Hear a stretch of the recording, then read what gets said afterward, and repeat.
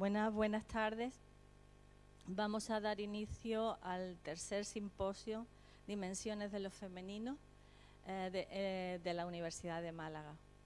Como vicerrectora de Igualdad, Diversidad y Acción Social, pues este simposio para mí es especial, no solo por la fecha, que también, que estamos ya no en el día ni en la semana siquiera, sino para la mayoría de las universidades e instituciones en el mes de las mujeres. Y bueno, antes comentaba con mis compañeras, tenemos un catálogo de actividades, de más de 50 actividades en este mes. Quizás habría que replantearse un poco, bueno, pues no ir. Está muy bien, porque eso quiere decir que la gente está muy interesada en realizar actividades, pero también es verdad que puede ser que tengamos que pasar algunas de esas actividades a otros meses. Como decimos siempre, la fecha conmemorativa en torno al 8 de marzo es una oportunidad, pero es una oportunidad para iniciar un nuevo año. Es decir, que después está abril, mayo, junio, y en fin, y todos los demás meses hasta llegar al 8 de marzo del siguiente año. Y por tanto yo creo que en ese sentido deberíamos replantearnos. Sin embargo, esta fecha, estos simposios, como os decía, es el tercero, yo creo que son una oportunidad para plantear temas candentes, temas de actualidad. Empezamos el simposio en una fecha un poco problemática y tuvo que ser, no pudo haber ningún tipo de presencialidad cuando empezamos este simposio Dimensiones de lo Femenino. Afortunadamente hoy estamos aquí. También ya hemos aprovechado de esa práctica que tuvimos en el primero de retransmisión online y de aprovechar estas mesas, el conocimiento de las compañeras que están en estas mesas para que constituyan un material audiovisual. Pues eso también es verdad que nos lo trajo la pandemia. Entonces, pues vamos a también a ver esa parte positiva. Así que podemos compartir esos dos formatos, el presencial, que es fundamental, pero también el formato no solo online en streaming, sino también en la oportunidad de tener materiales audiovisuales. Bien, como os he dicho, hemos abordado en este simposio diversísimas temáticas, desde las mujeres como objeto y sujeto de conocimiento, las nuevas o masculinidades alternativas, la transexualidad, las personas trans, las brechas salariales, la discriminación interseccional, la prostitución. Es decir, como veis, hemos abordado en este simposio distintas materias, pero todas ellas igual de importantes. Hoy iniciamos el tercero, como os decía, y esta mesa particularmente querida por mí, porque vemos la necesidad de que en un mundo donde al parecer la transferencia de conocimiento está por todos sitios, es súper importante. Sin embargo, pensábamos, he tenido oportunidad de hablar esto con compañeras como Eva, pensábamos que había un sesgo importantísimo de género en ese área de la transferencia. No solo porque cuando se aborda, me imagino que Eva nos hablará un poco de esto después, cuando se aborda cómo se transfiere, dónde están las mujeres en los que consideramos el ámbito de la transferencia, hay un sesgo de género muy importante, sino también incluso en el mismo concepto de transferencia de género, que quizás sea una parte del iceberg de la desigualdad que se ve menos, ¿verdad? Pero es la base del otro sesgo. Es decir, hay que replantearse qué queremos decir cuando decimos transferir conocimiento. Y pensamos que la transferencia de conocimiento en materia de igualdad es fundamental. y que muchas veces ni siquiera se considera. Por eso esta mesa nos resulta tan importante. Y mucho más cuando tenemos aquí a mujeres como Clelia Martínez Maza, María Capriles y Eva López Barrio, que nos van a deleitar, porque son magníficas, desde distintos aspectos, desde el estudio de distintos aspectos de este problema de la transferencia de conocimiento en igualdad. Así que no voy a quitar ni un minuto más a mis compañeras, que son las que realmente tienen cosas importantes que decir, y solamente, bueno, darle las gracias, muchísimas gracias a María Dolores García Crespo, porque siempre que le decimos te necesitamos, ella está dispuesta. Así que muchas gracias, María Dolores. Y gracias, por supuesto, a nuestras 3 ponentes por aceptar nuestra invitación. Muchas gracias. Bien, ahora esto ya está activa. Buenos días a todas y a todos. Pues para mí es un placer estar de nuevo en este ámbito del simposio sobre temas femeninos, en el tercero en este caso. Totalmente encantada de compartir esta mañana con vosotros.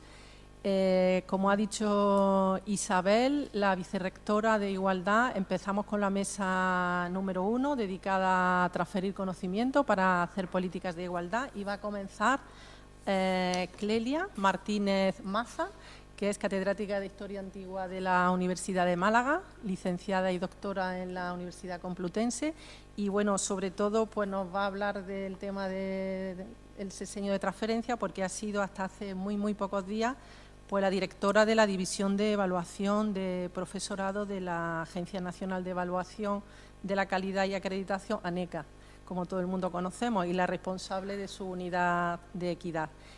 Su ponencia se titula La evaluación del sexenio de transferencia, una oportunidad para avanzar en políticas de igualdad de género. Pues cuando tú quieras, Clelia, 20 minutos aproximadamente, y luego hacemos al final. Ah, no, porque tienes tú otro ahí, sí. ¿El ratón? Ah, sí, claro.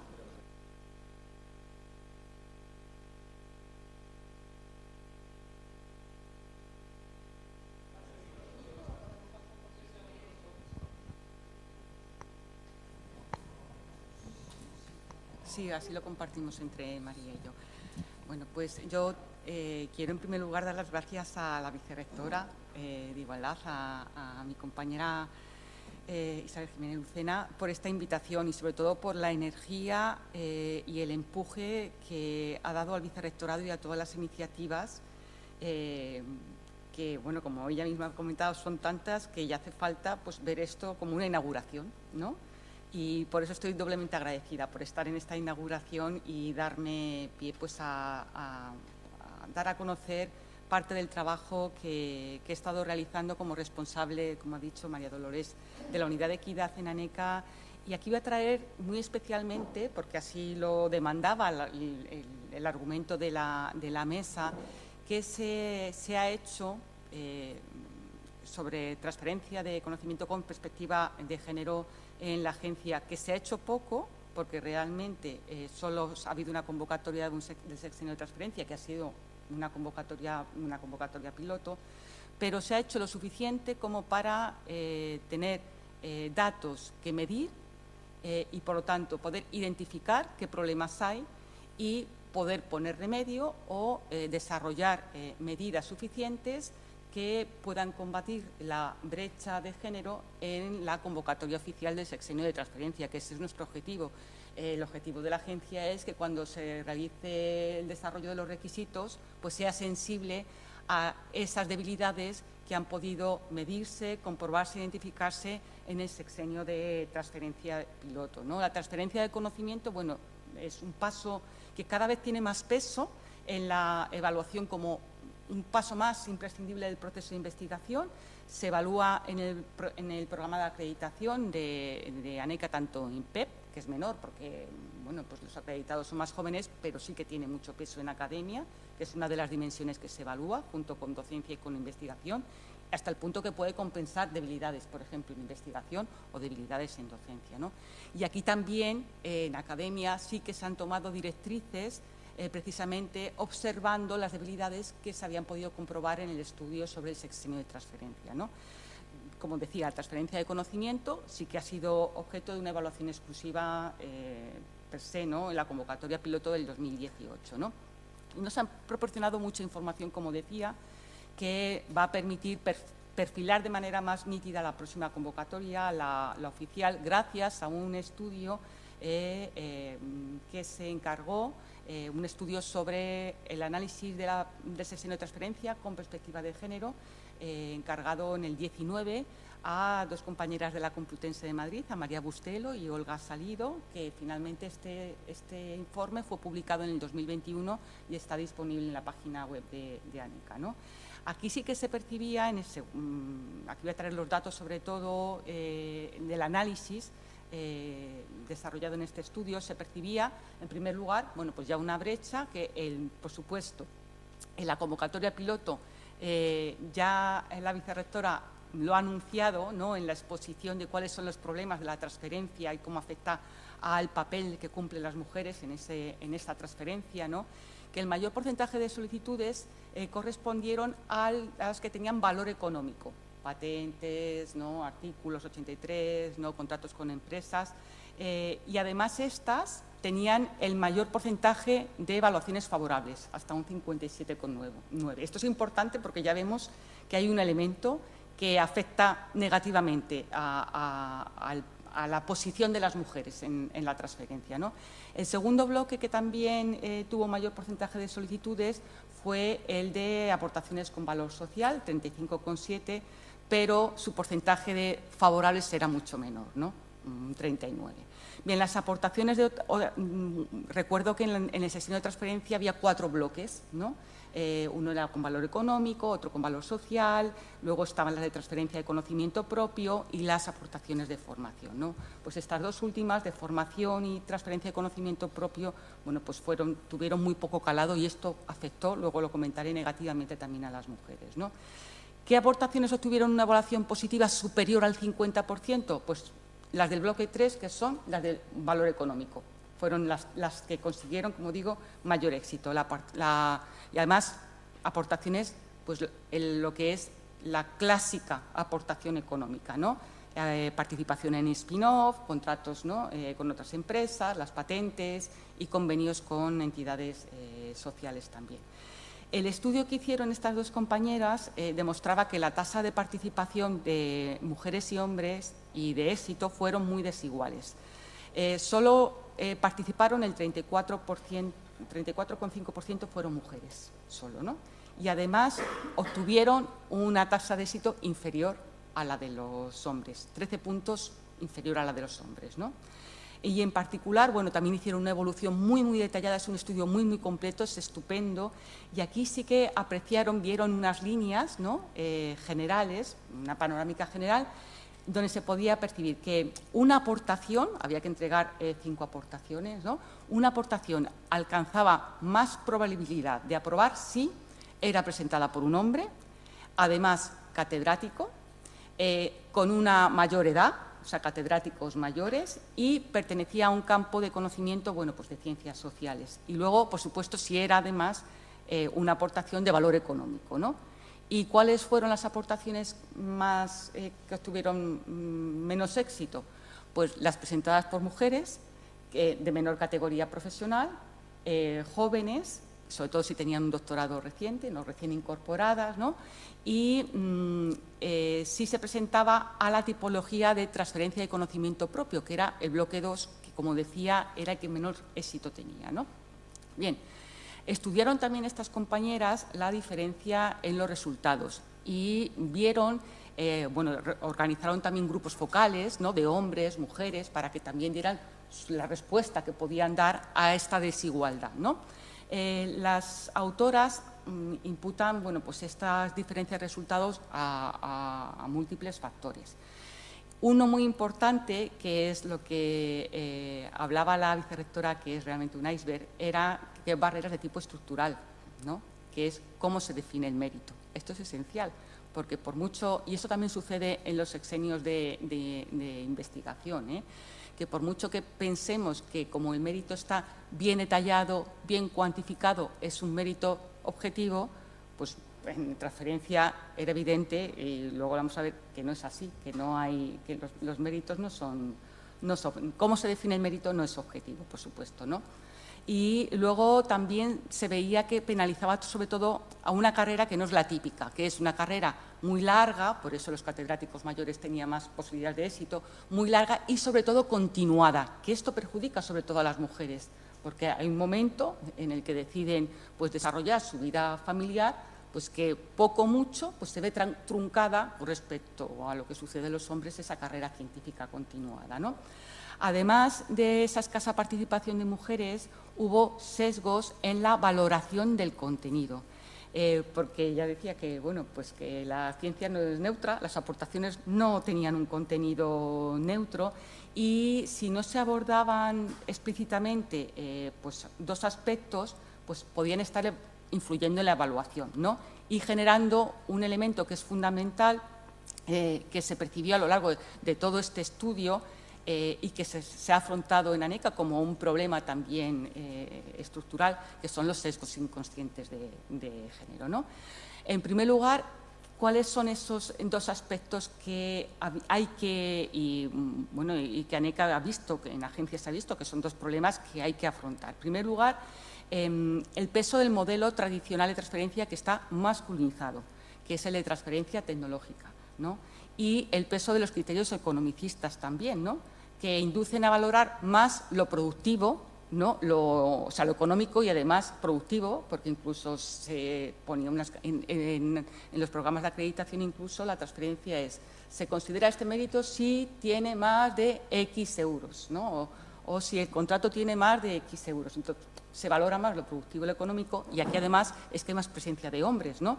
Frente a valores intangibles de carácter social en donde las mujeres tienen más presencia, ¿no? Y, de hecho, las mayores tasas de éxito las encontramos en aportaciones relativas a tipos de transferencia más masculinizados, ¿no? Que son las transferencias a través de la formación de investigadores y la transferencia de valor económicos, ¿no? Y aquí hubo más aportaciones de hombres. En los dos tipos que son mejor valorados hay más hombres. ¿Por qué? Porque es un tipo de transferencia que está masculinizado a origo, ¿no? Existió también un sesgo de género en la evaluación, que hizo que las aportaciones de las mujeres no solo fueran menos numerosas, sino también peor evaluadas por dos razones. Porque el tipo de transferencia que hacen los hombres se acomoda mejor, incluso dentro de cada uno de los bloques de transferencia, ¿no? A lo que se podía entender como transferencia de calidad, transferencia de excelencia, ¿no? Aquí también se ha visto cómo se puede superar esta lacra. Es decir, que hay un modo masculino de hacer transferencia en el que los hombres resultan premiados de modo natural. El modo de hacer transferencia de los hombres es lo que normativamente se entiende como excelencia, ¿no? Entonces, aquí también se puede responder a este problema diciendo, bueno, pues a lo mejor, luego lo anuncio, aunque luego lo detalle, ¿no? Como una de las medidas propuestas, pues, bueno, pues a lo mejor en el sexenio de transferencia, porque hay que premiar una excelencia, porque en el sexenio de investigación no, es una evaluación de mínimos, no de máximos, porque no se hace lo mismo con el modelo de transferencia, porque hay que evaluar lo excelente, ¿no? Además, lo excelente, tal y como está ahora construido, esa excelencia, ¿no? Con valores economicistas y tecnológicos, fundamentalmente. Y además existían sesgos ocultos funcionando en el mismo proceso de evaluación, y aquí las compañeras en el estudio ponían un ejemplo, ponen muchos ejemplos, pero yo traigo aquí a colación uno que es muy evidente, que es un hombre, por ejemplo, en Ciencias de la Información, entregó una aportación que consistía en dirigir una revista nacional de su propia universidad, ¿no? Que no estaba en JCR, y obtuvo 8 puntos. Y, en cambio, una mujer cuya aportación en psicología, pero es de la misma rama de conocimiento, ¿no? del mismo campo, ¿no? Una mujer de psicología cuya aportación consistía en ejercer de editora asociada, es decir, como subdirectora de una revista internacional que además estaba en JCR, pues solo tenía un 5. ¿Eso cómo es posible? Pues por esos sesgos, como digo, ocultos, ¿no? También es verdad, otro problema que emergió, bien es verdad que por el volumen de solicitudes, es que al principio, desde cuando se diseñó la composición de la comisión asesora y de los distintos paneles de evaluación, se intentó que la composición fuera equilibrada, ¿no? 50-50. Pero terminado el proceso no fue así y al final la composición estuvo sobre todo dispuesta con hombres. ¿Por qué? Hubo muchas bajas porque la cantidad de trabajo que había era ingente. Entonces, pues hubo muchas mujeres que se encontraron, bueno, muchas bajas de hombres y mujeres, pero sobre todo de mujeres, que se encontraron con una cantidad de trabajo que no podían asumir y entonces se fueron quedando, esos comités se fueron quedando descompensados y había muchos comités donde es muy difícil encontrar mujeres. Es que no hay, o sea, las pocas que hay, o sea, es muy, muy complicado. Esto ha pasado, por ejemplo, en los diseños de investigación, donde para encontrar a presidentas hemos tenido que hacer hasta 14 llamadas, ¿no? Porque no encontramos, y luego hay muy pocas catedráticas también, ¿no? Bien, es importante resaltar que, por supuesto, claro que tiene que haber una paridad en los comités y los paneles de evaluación, pero por una cuestión de representatividad, porque luego hemos visto que los sesgos y los estereotipos de género que existen en el modelo clásico de ciencia son reproducidos por igual por hombres y por mujeres, o sea que la paridad no va a garantizar que no haya esos sesgos inconscientes. De hecho, por ejemplo, las evaluaciones fueron más desfavorables para las mujeres que para los hombres en todos los campos, con independencia del sexo de la persona que realizara la evaluación. Es decir, aunque incluso en algunos campos son justamente las mujeres las que otorgaron puntuaciones más desfavorables a las solicitudes de las mujeres, ¿no? En general también parece que afectó al resultado que no todos los criterios, al resultado general, ¿no? Que no todos los criterios estaban explicados de manera igual de clara. ¿Cuáles estaban más detallados o cuáles se entendía mejor? Bueno, pues claro, aquellos que se identifican con el concepto clásico de transferencia, que son los de valor económico, ¿no? Lo malo es que se esgrimió que el éxito de las mujeres fue menor porque las mujeres, esto en los grupos focales de estudio, ¿no? ¿Por qué las mujeres han sacado tan poca puntuación? Porque las mujeres necesitaban que las cosas estuvieran explicadas de manera clara y entonces, bueno, que los méritos, es verdad que los criterios no estaban explicados de manera clara, algunos de ellos, pero no estaban explicados de manera clara tanto para los hombres como para las mujeres, como si los hombres no necesitaran que los méritos estuvieran explicados, ¿no? O sea, que es una cuestión estrictamente de claridad de criterio, no de inseguridad femenina, ¿no? Y lo que esconde ese índice de éxito es una desigualdad estructural, no falta de capacidad de las mujeres para entender las cosas que se entienden los hombres, ¿no? Es decir, que muchas veces las diferencias se explicaban o se esgrimían en los grupos focales para justificar estas diferencias, que había diferencias naturales, ajenas al proceso de evaluación, porque el proceso de evaluación, bueno, se entiende como aséptico. Algunas aportaciones se evalúan con criterios objetivos, ¿no? Y que como las mujeres hacen menos transferencia, bueno, también se esgrimía que las mujeres son menos ambiciosas, son poco atrevidas, inseguras, ¿no? Con menor capacidad para explicar bien sus propios méritos, ¿no? O para entender criterios poco claros. Es decir, que la culpa, ¿no? La carga de la culpa recaía en las mujeres solicitantes y al mismo tiempo se negaba que estas asunciones son estereotipadas, ¿no? Que es aquí donde se ve pues, que hay un sesgo inconsciente, ¿no? Es verdad que algunos criterios resultaban muy complejos o menos claros, ¿no? Y entonces lo que se puede hacer en la siguiente convocatoria es detallar mucho mejor para todo el mundo esos criterios.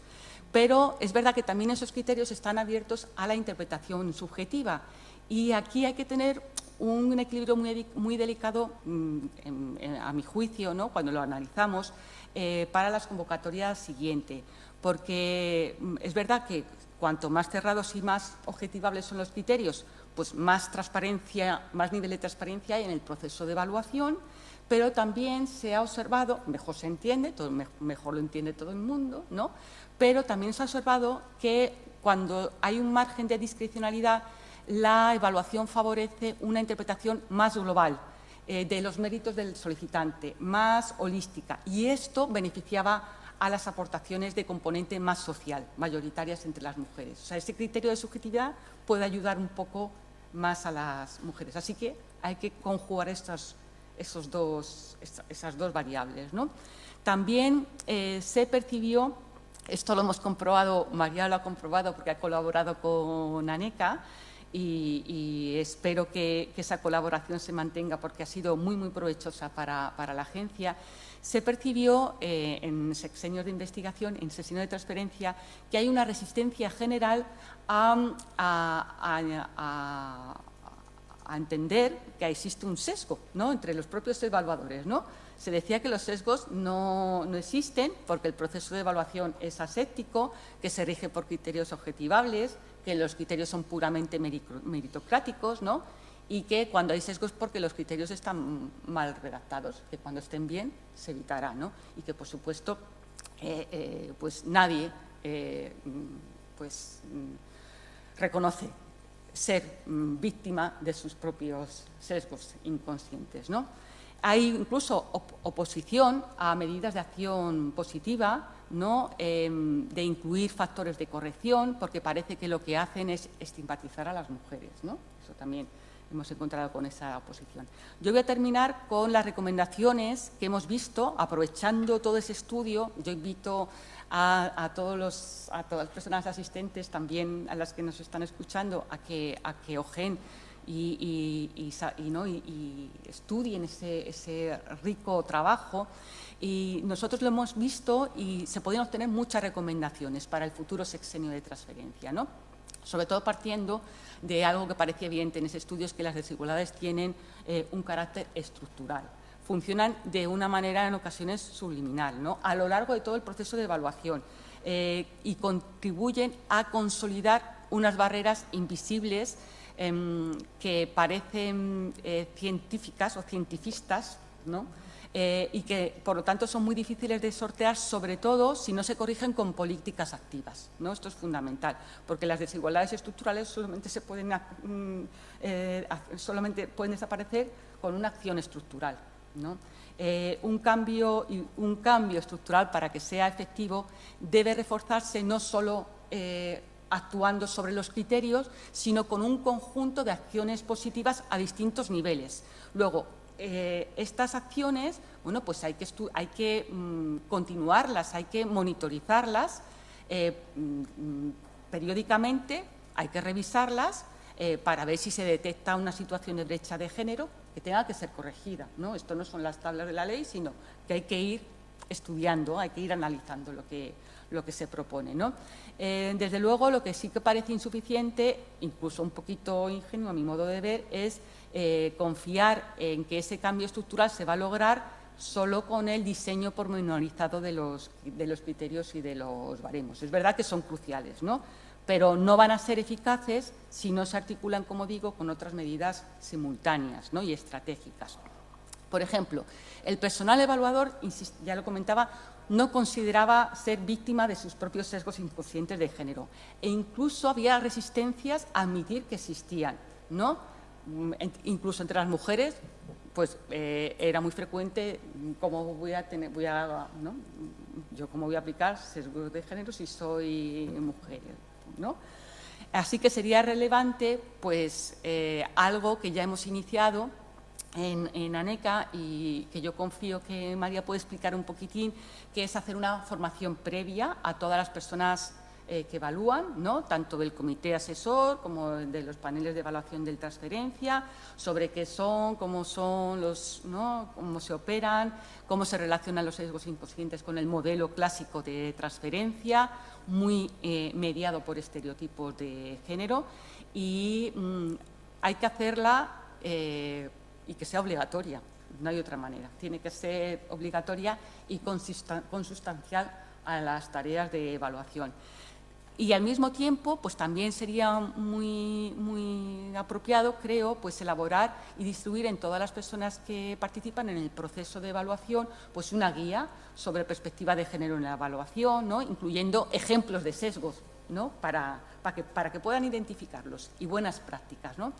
Otro elemento también, pues, por ejemplo, que no parece a priori que puede estar relacionado, pero se ha visto que sí, que es adecuar el número de personas que coordinan y que forman parte de los paneles de evaluación con el número de expedientes recibidos, porque se ha visto que sobre todo para que tengan el tiempo necesario para evaluar, porque se ha visto que fue lo que pasó en la convocatoria piloto, que cuando hay que ir muy rápido en la tarea es cuando más actúan los sesgos inconscientes, porque no hay tiempo, ¿no? Entonces, hay que establecer comisiones con suficientes personas que puedan hacer esa tarea de manera reflexiva, ¿no?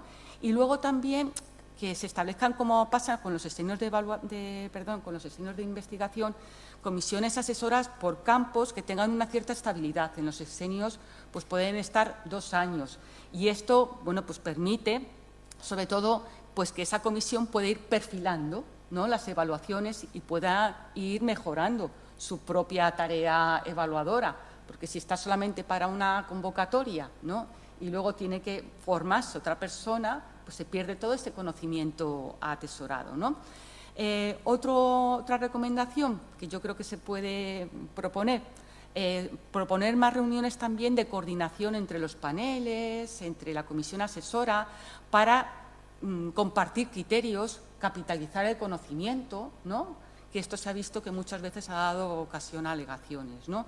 Y la elaboración de criterios y baremos, pues también visibilizar, que esto es lo que comentaba la vicerrectora, dar importancia y especial valor a los tipos de transferencia desvinculados del modelo clásico, ¿no?, y que además son en los que pues, se parece concentrar las aportaciones de las mujeres.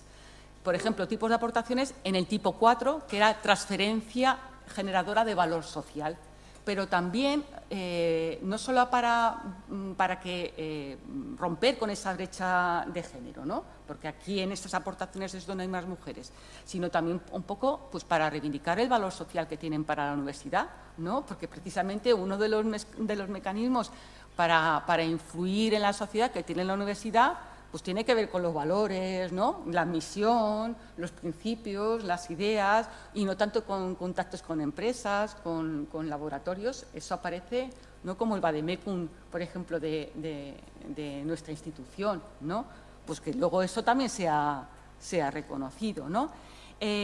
También tomar en cuenta, por ejemplo, en el campo de las ciencias sociales, la transferencia que se hace con instituciones públicas, con asociaciones, con fundaciones, con el tejido social, con cooperativas, donde es frecuente que no haya una retribución económica, ¿no?, o que si la hay, tiene una cuantía muy poco elevada, y que no se reconozca esa aportación porque llega a un límite que se reconoce como excelente, ¿no?, como transferencia, ¿no? También habría que potenciar, lo he comentado antes, el valor de aquellas aportaciones, por ejemplo, las de tipo 2, transferencia a través del conocimiento propio, que es donde las mujeres habían puntuado mejor, ¿no?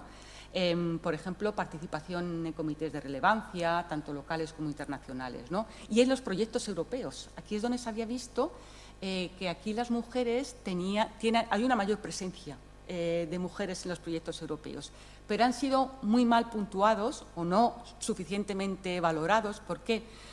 Porque en el imaginario no están como no se reconocen como transferencia de conocimiento, ¿no?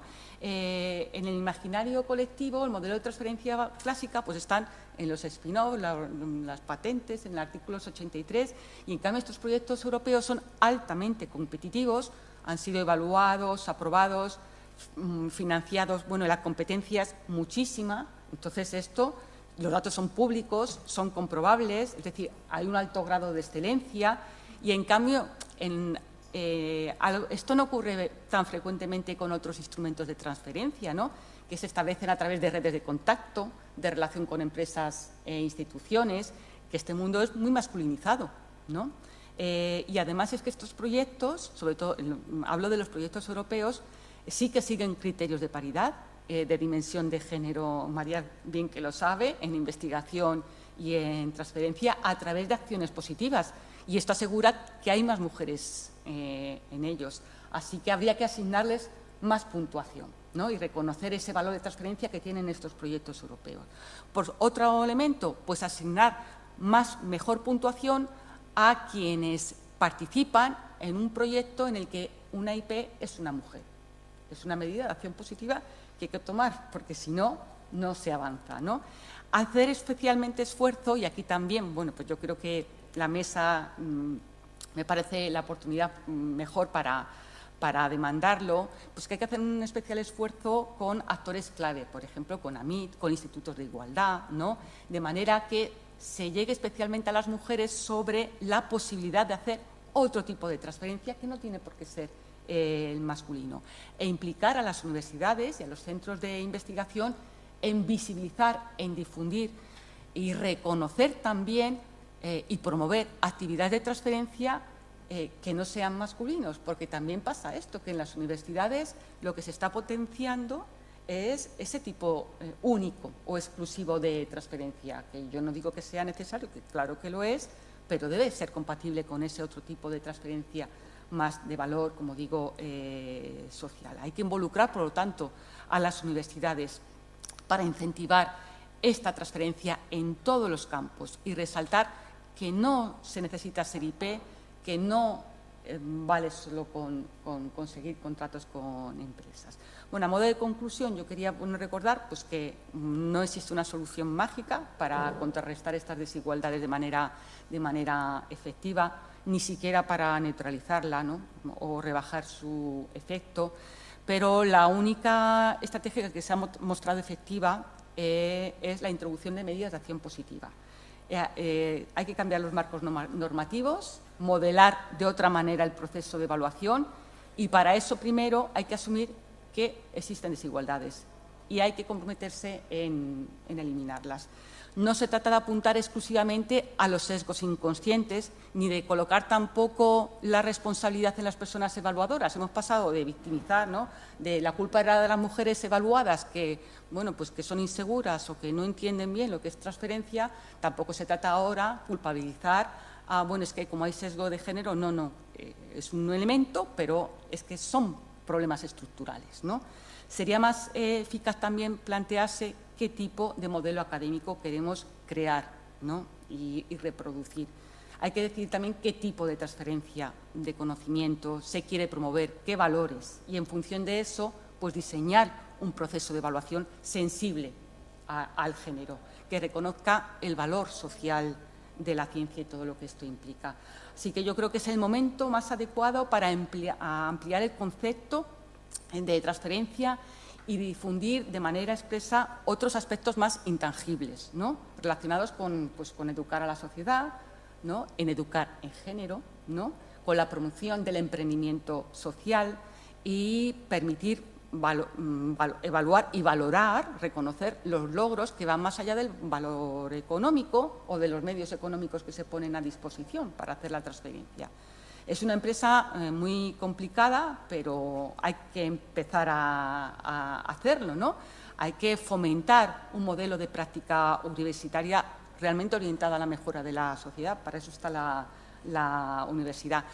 Hay que cambiar los indicadores también, porque los indicadores acaban influyendo en el comportamiento de las personas. Esto ha pasado con ese sexenio de investigador. Si ponemos un indicador en lo que premiamos es el dinero, el contrato con empresas, pues todo lo demás se va a dejar de hacer, ¿no? Y ya estamos creando una desigualdad. Así que tenemos una oportunidad para orientar, ¿no?, y no transmitir la imagen de que pues, la universidad es solo un nicho económico, ¿no? Otro punto importante es que hay que decidir si la evaluación debe, como decía, y así termino, la evaluación del sexenio de transferencia debe basarse en un sistema de máximos o de mínimos. Y, bueno, pues cuando debatimos esto pensamos que debería medirse con mínimos, como sucede con el sexenio de investigación. La evaluación en los sexenios de investigación es una evaluación de mínimos, ¿no? No se acude a la excelencia, sino algo que todo el mundo debería hacer, investigar y ahora en este caso transferir, para conseguir esa conexión con la sociedad. Una vía, por lo tanto, que tiene que estar y ser vista, ser percibida como accesible, ¿no?, a toda la comunidad académica. Por eso se tiene que hablar de mínimos, porque si no, solo va a sentirse concernido un grupo del personal docente investigador que alcance esa condición de excelencia. La universidad tiene que mirar por todo su personal docente y la agencia tiene que evaluar y reconocer la transferencia que hace todo ese personal docente, no solo la transferencia de excelencia. Pues muchísimas gracias.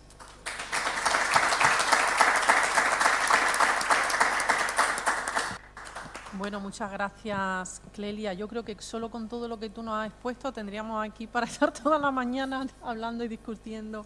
Ha sido súper interesante, de verdad. Qué cantidad de reflexiones nos has presentado y de temas que abordar. Pues muchas gracias. A continuación tenemos a María Caprile, que bueno, es un montón de cosas. Es historiadora, es por la Universidad Complutense, es socióloga por la Autónoma de Barcelona, tiene el posgrado en Ciencias Políticas y Sociales por la Pompeu Fabra y bueno, tiene una larga carrera en investigación y en asistencia técnica sobre muchos temas del mercado de trabajo, ¿no? Y bueno, pues en la actualidad es investigadora principal de Notus y tiene un proyecto, ¿no?, que es Inspire, ¿no?, que creo entender y sobre el que supongo que también nos va a hablar, ¿no? En concreto, pues su ponencia se llama Género, algunas reflexiones sobre conocimiento y práctica. Cuando quiera, María. Vale, ¿puedo tener...? ¿Sí? Claro, claro. Puedes tener el ratón siempre que el ordenador quiera pasar allí, por los cables. Si no te pones aquí. ¿Y si no me pongo aquí? Sí, es mejor.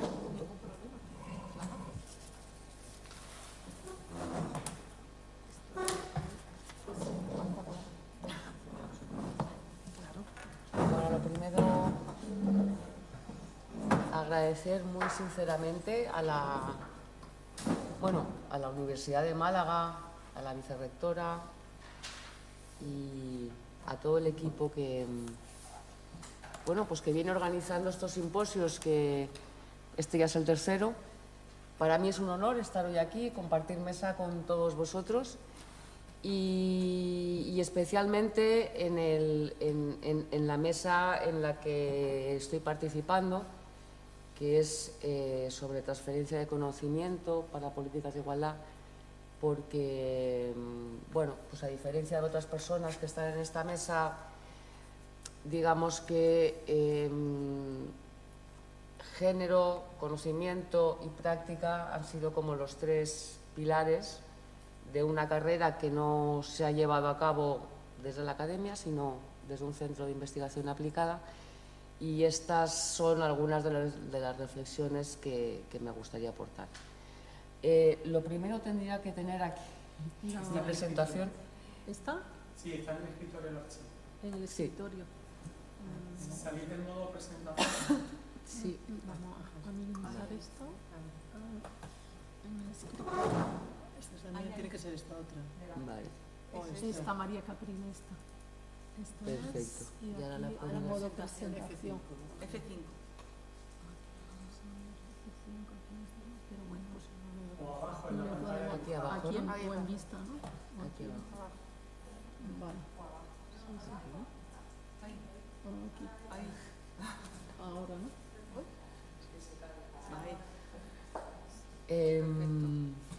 Vale, bueno, como se comentaba, yo quería hacer algunas reflexiones un poco más generales sobre conocimiento y práctica cuando hablamos de políticas de igualdad, porque digamos que el planteamiento de esta mesa es transferir conocimiento para, ¿no?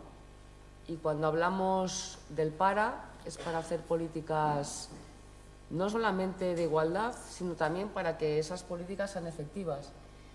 Y esto realmente es un problema complejo, es como una madeja, ¿no? Que tienes que, bueno, pues está muy enredada porque es compleja, tienes que ir un poco tirando del hilo.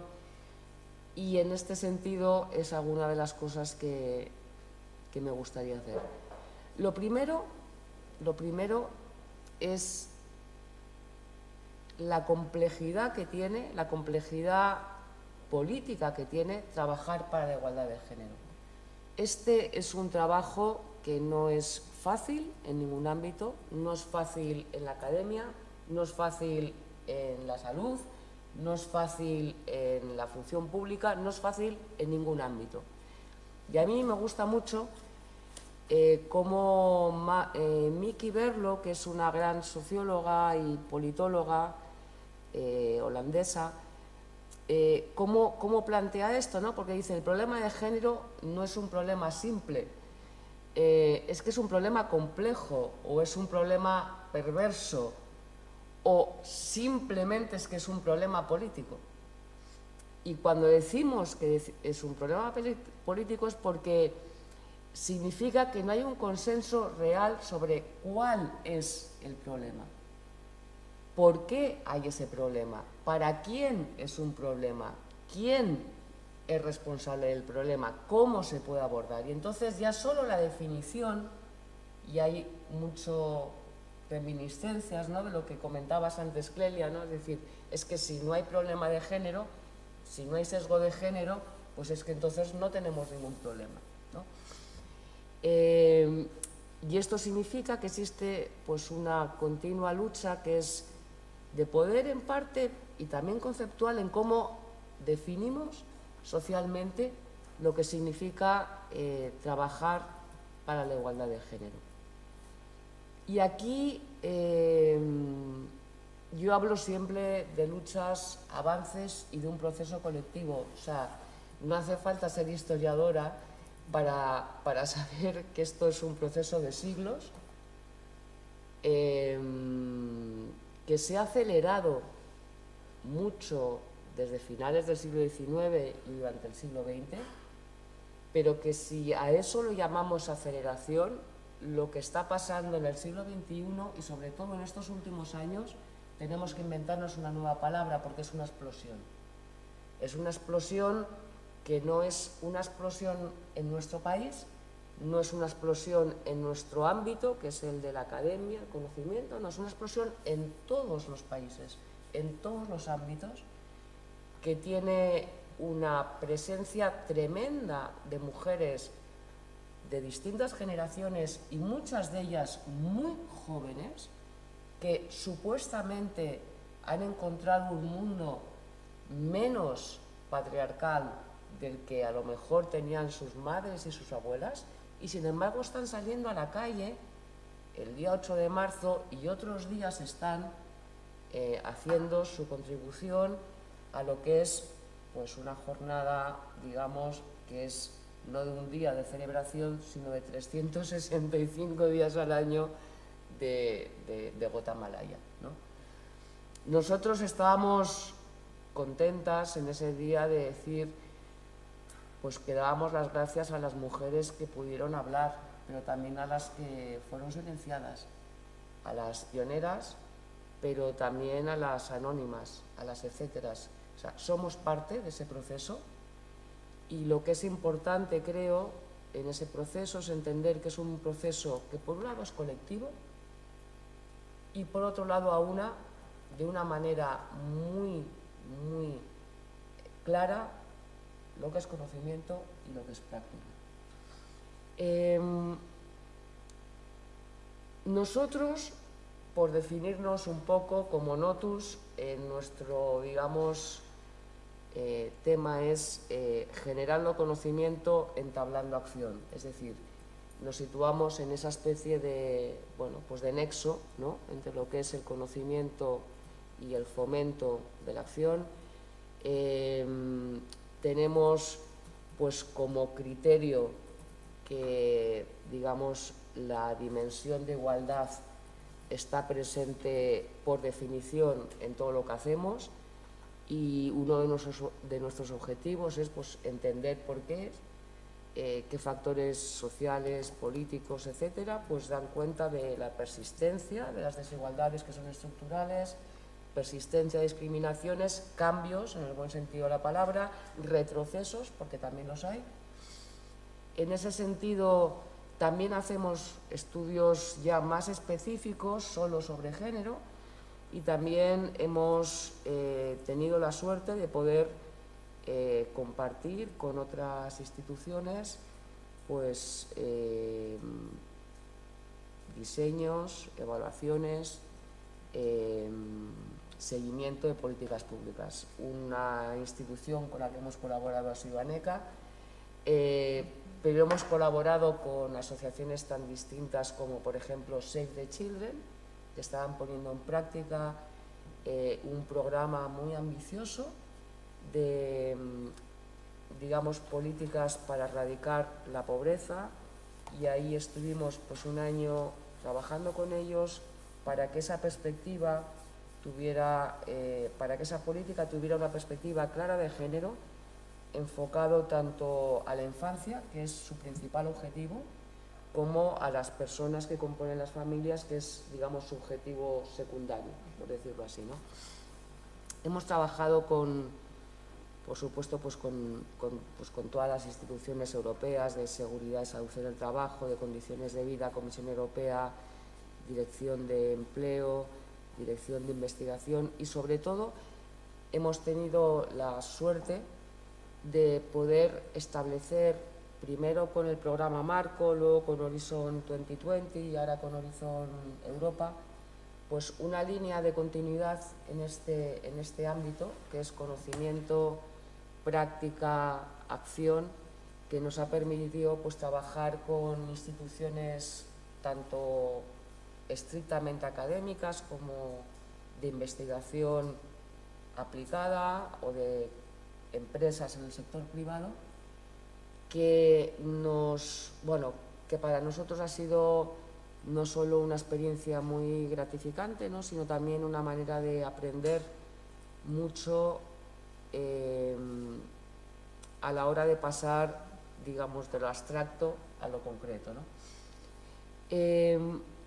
Cuando hablamos de conocimiento, yo creo que hay una pregunta clara, que es: no podemos hablar nunca de conocimiento que es neutral de género. Es decir, el conocimiento, la ciencia, es una construcción social que responde pues unas circunstancias históricas, a un contexto determinado, no es independiente de las personas que lo han protagonizado durante muchos siglos.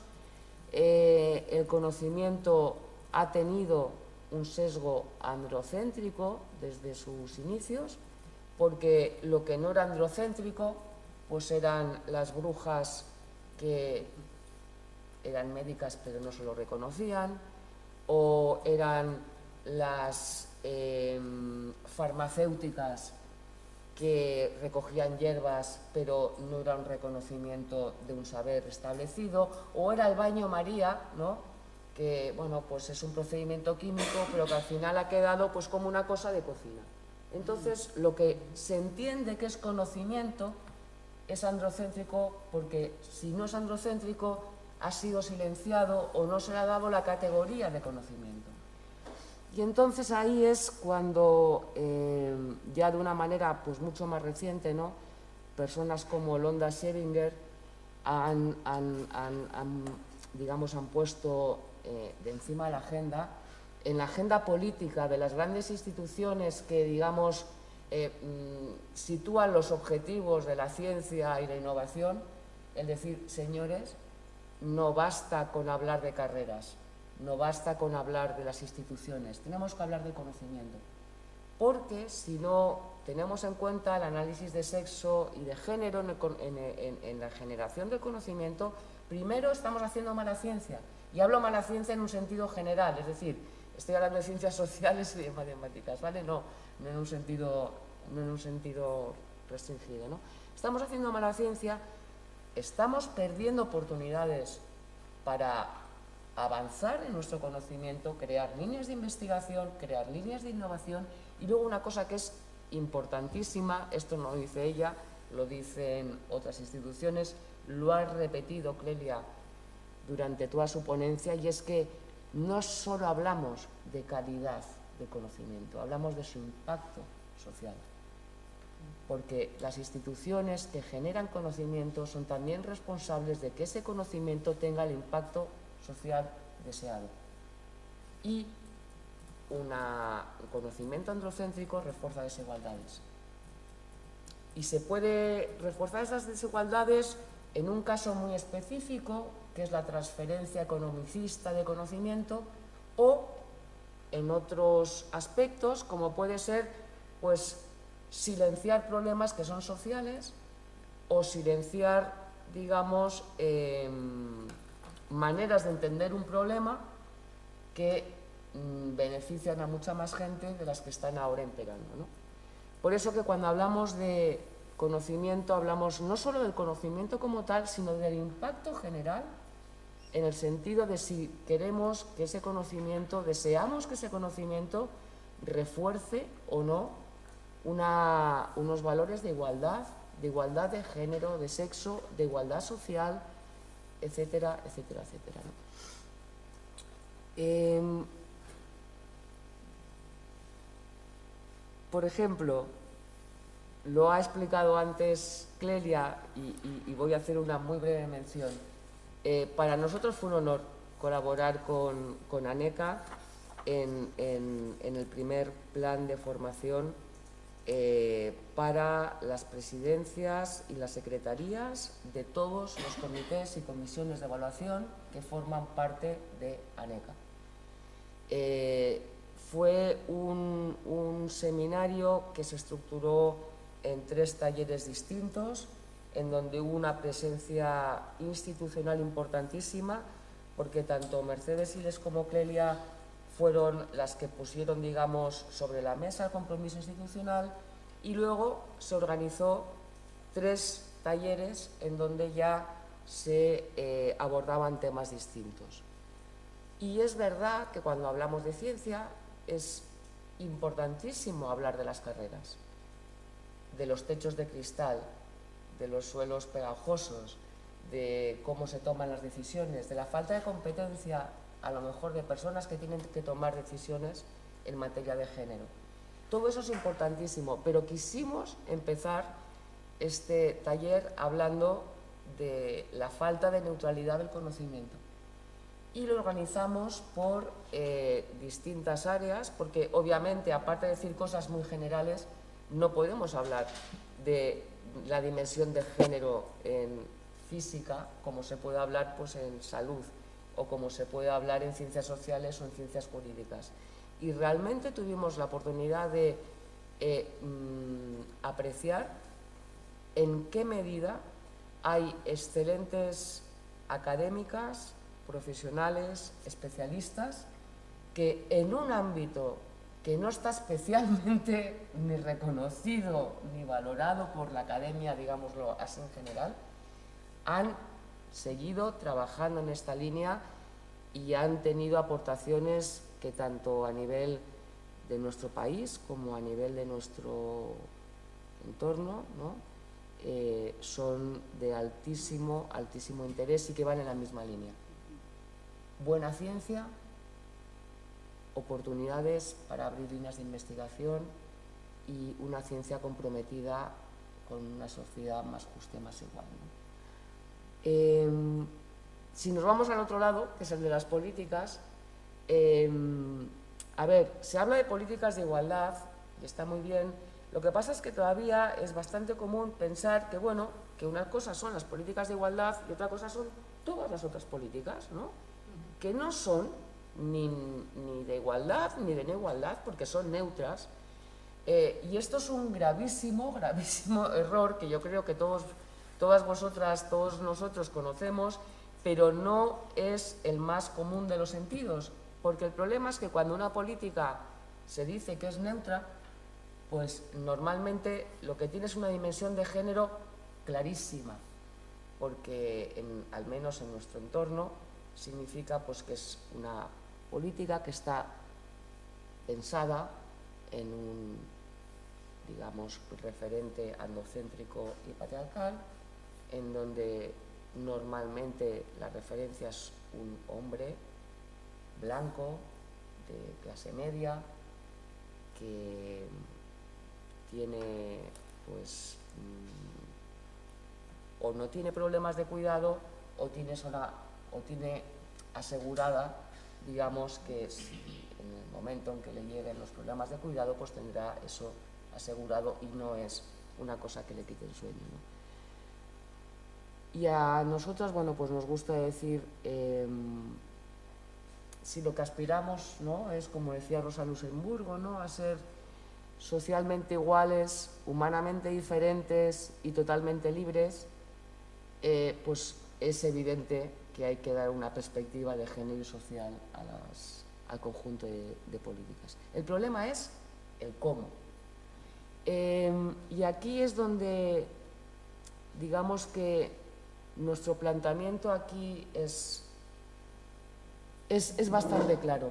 Nuestro planteamiento es el enfoque reflexivo, el de que es a partir de la reflexibilidad que es tanto individual como institucional, en donde se crea ese puente entre conocimiento y práctica para la acción efectiva.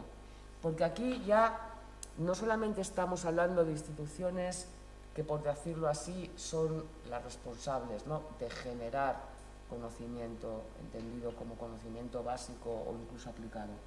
No solo estamos hablando de la transferencia de ese conocimiento, que es importantísima, es que también estamos hablando de cómo co-aprendemos, cómo co-creamos un conocimiento que es más rico porque se nutre de la práctica y sobre todo es efectivo porque es el que en ese momento esa institución o ese ámbito político necesita para avanzar hacia donde quiera avanzar, que es hacia una mayor igualdad.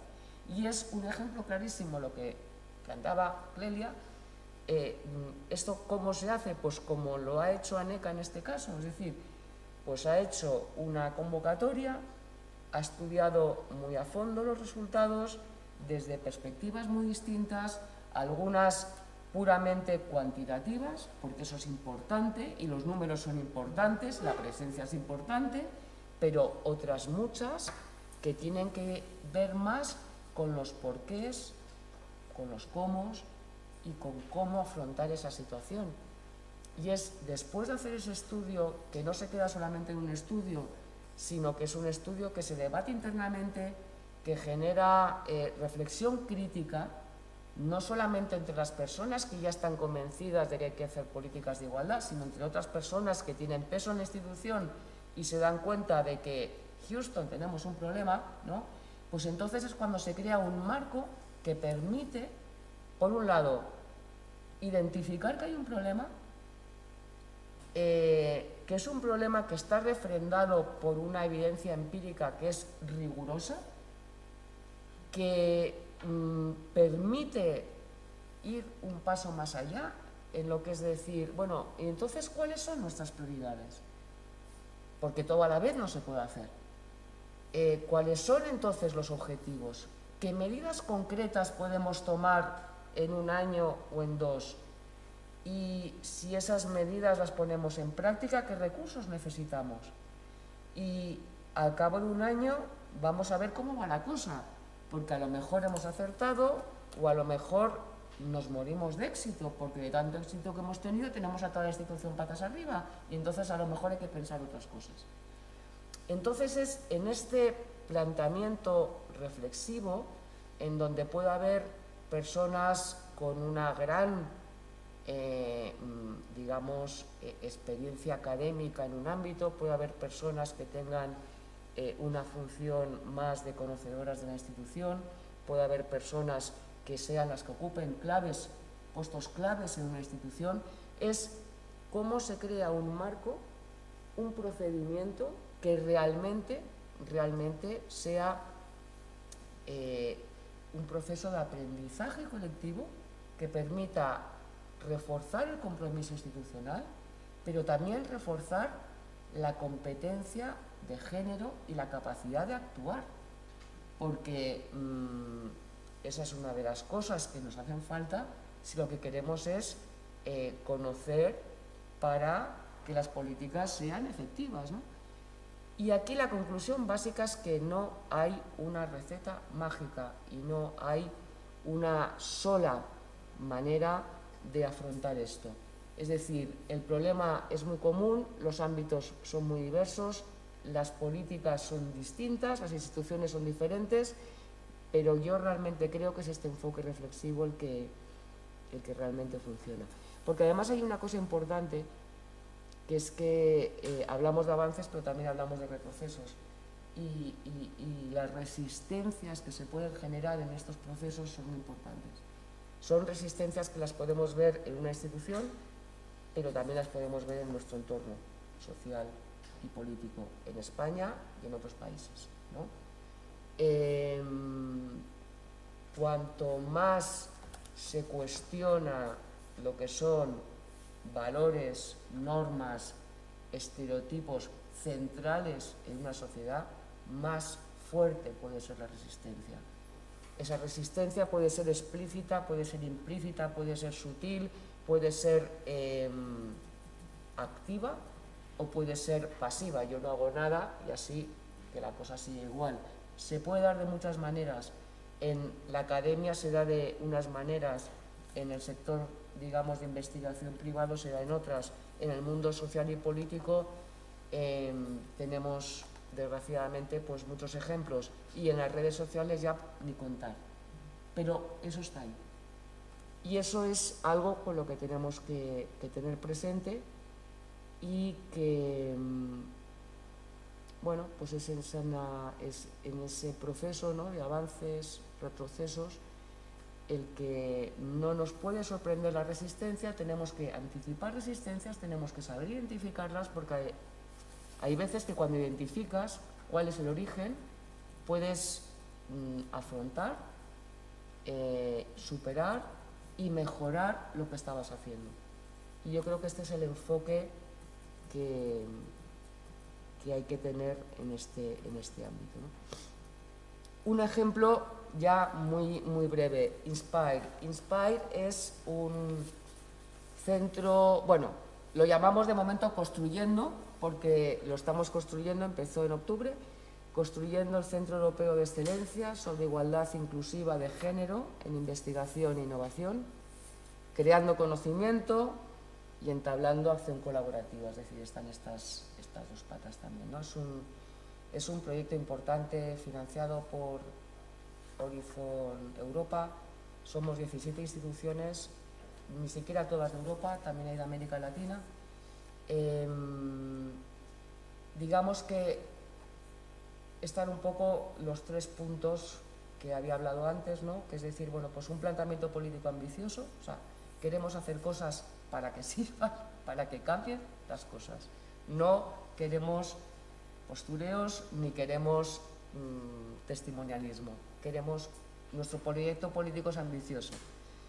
Más ambicioso todavía, generar conocimiento nuevo de vanguardia, pero generar también prácticas que sean capaces, como este triángulo, de crear, pues eso, una especie de puerta de entrada para fomentar lo que hemos hablado antes, es decir, que más allá de las instituciones concretas o los países concretos haya pues una manera de conectar personas de perfiles muy distintos, académicas, profesionales, formadoras, expertas en igualdad, que compartan el conocimiento, los recursos existentes, que puedan crear nuevos, que puedan aprender unas de otras, y en donde, digamos, hay 3 vectores clarísimos, ¿no? Uno es, si hablamos de desigualdad de género, hablamos no solamente de género, sino de otras desigualdades. Tenemos que adoptar un enfoque claramente interseccional. El otro tema es, cuando hablamos de género e innovación, no solamente podemos hablar de la academia es importantísima, pero es que está también el sector privado, están las compañías que invierten en innovación, y una de dos, o se suman a este carro o las vamos a tener en contra. Y entonces mejor sumarlas. Y luego hay una tremenda diversidad en lo relativo al género y a otras muchas cosas en toda Europa, y queremos que realmente sea inclusivo desde esa perspectiva. Y ya quiero acabar con dos metáforas, ¿vale? Una sobre conocimiento y otra es sobre práctica. La del conocimiento es La otra cara de la luna y es de Marina Subirats. Ella dice que la luna es una esfera y gira, pero nos ha costado mucho darnos cuenta porque nunca vemos su cara oculta, ¿no? Y ella piensa que pasa parecido con la cultura y con el saber, ¿no? Que es ahora, cuando sabemos que está ese lado oculto, tenemos que ir más allá del androcentrismo y redoblar esfuerzos para incorporar esa otra mirada, tanto tiempo silenciada, pero tan necesaria que, como dice el proverbio chino, sostiene la mitad del cielo y de la tierra, ¿no? Entonces vamos a irnos al lado oculto de la luna. Y luego está, en el tema de la práctica, la metáfora del efecto Penélope, ¿no? Que tejía de día y destejía de noche. Y entonces María Antonia García de León lo ha expresado, creo que con una gran belleza, ¿no? Diciendo que las políticas públicas explícitamente encaminadas a la igualdad trabajan de día, pero por la noche nos encontramos con ese lastre de una cultura en donde hay unos valores, unos estereotipos que están profundamente arraigados, que son la base de esta desigualdad que es estructural, de esta violencia, y que por la noche este lastre deshace no todo, pero al menos en parte lo que hemos hecho durante el día, ¿no? Yo creo que es lo que hay. Yo soy optimista, creo que veremos algo más de la otra cara de la luna. Creo que es más lo que hacemos de día que lo que nos deshacen de noche. Y nada, muchas gracias. Simplemente hemos hecho mucho, pero tenemos mucho que aprender y nos queda mucho por hacer.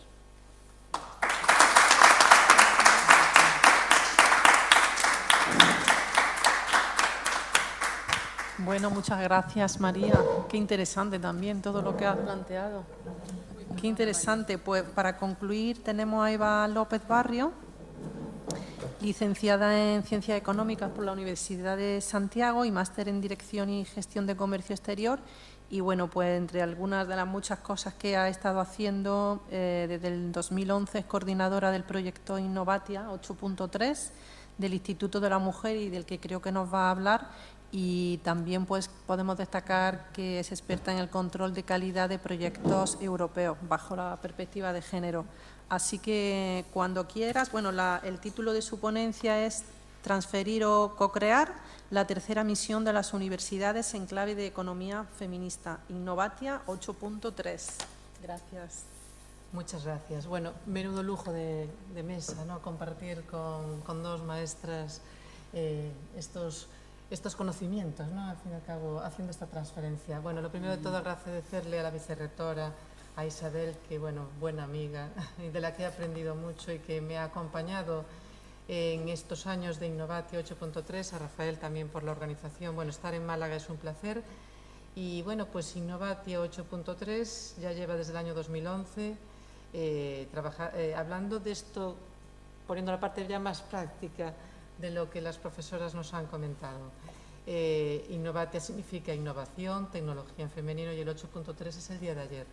Aunque suena así muy tecnológico y muy 6.0 y todas esas cosas, no deja de ser esto mismo que acabamos de hablar aquí, que es el tema de la creación de empresas, esa parte de esa supercarrera excelente que al final creas una spin-off.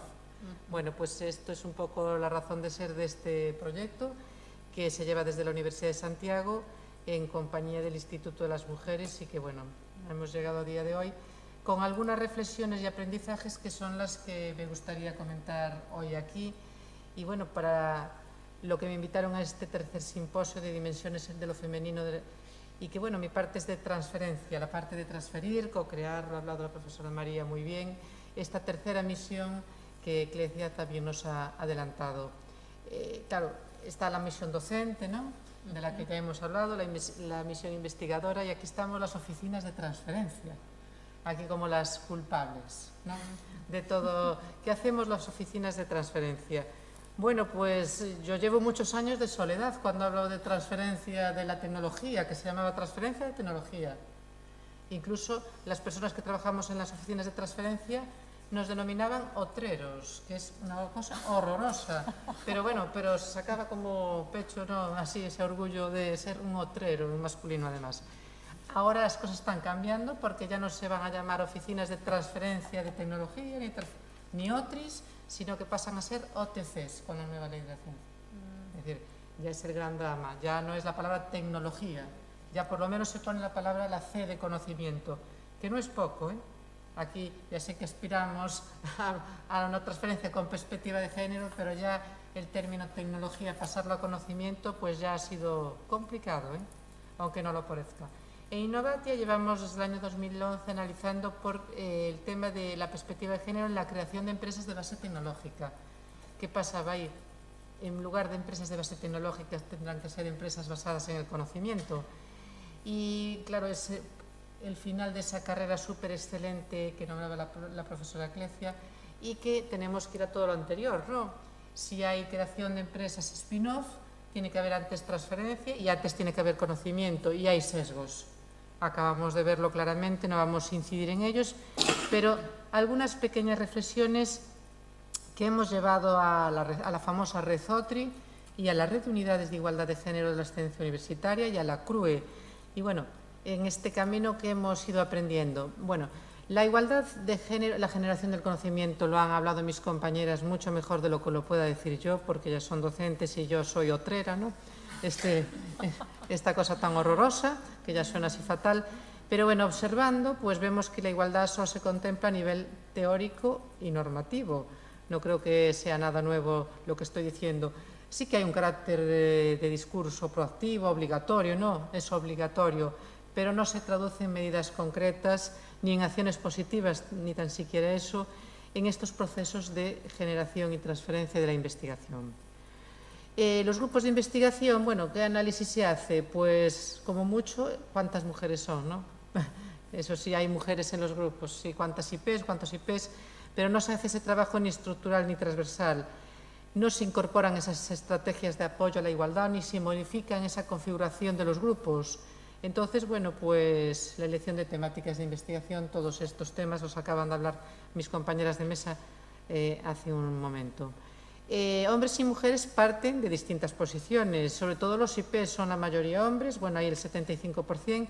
De hecho, en Innovatia estamos haciendo un estudio de género en I+D+I y le pedimos voluntariamente a las oficinas de transferencia que nos pasen los datos de patentes, datos de contratos, artículo 83, datos de spin-offs, y claro, el resultado que está dando pues es alarmante, y dice que el 80% son empresas promovidas por hombres, y dice, es imposible, claro, está aquí un poco la explicación, un poco no, mucho. Bueno, pues la mayoría son hombres y ellas, como me decía un rector hace años, es que no quieren, Eva, déjate de insistir porque es que no quieren ser IPs, no quieren.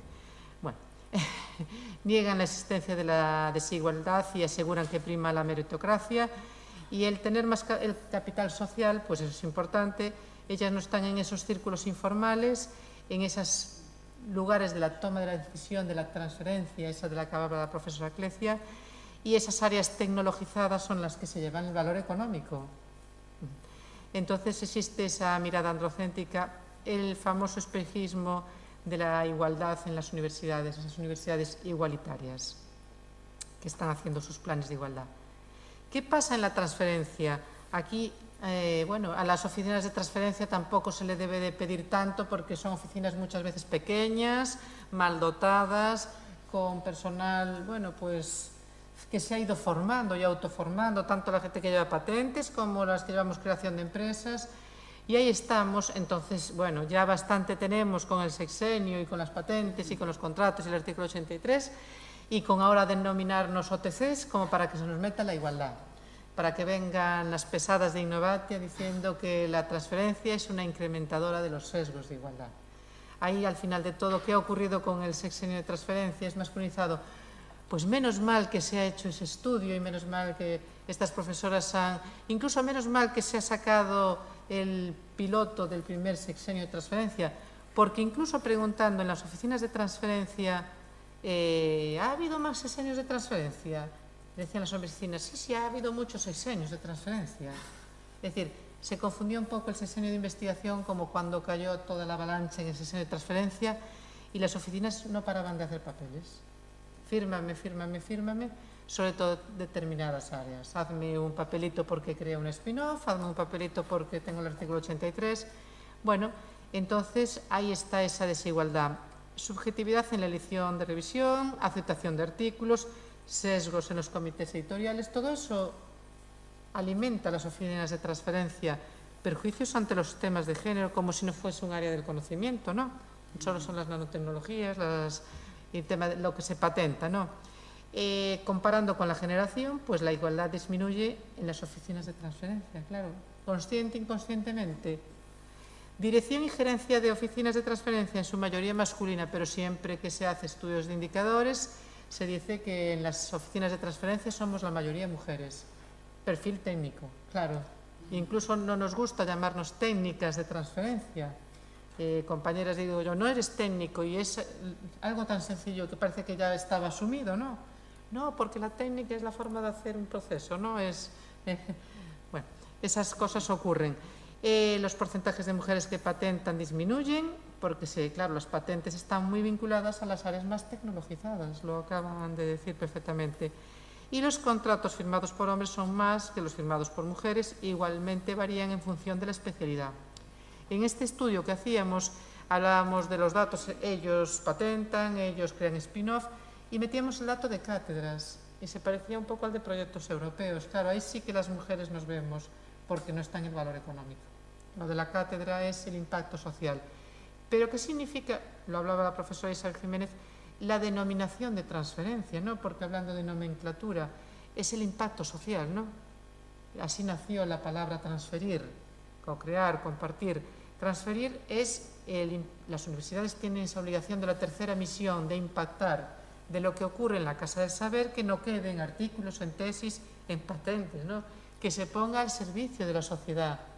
Entonces, claro, parece que esto no está ocurriendo, que esa definición de transferir, de compartir, de poner al servicio, de hacer mejor la sociedad, pues no está ocurriendo porque estamos transfiriendo hacia lo económico, económico, económico. Bueno, pues esto, claro, se incrementa en la creación de empresas de base tecnológica, las famosas llamadas spin-off o empresas basadas en el conocimiento.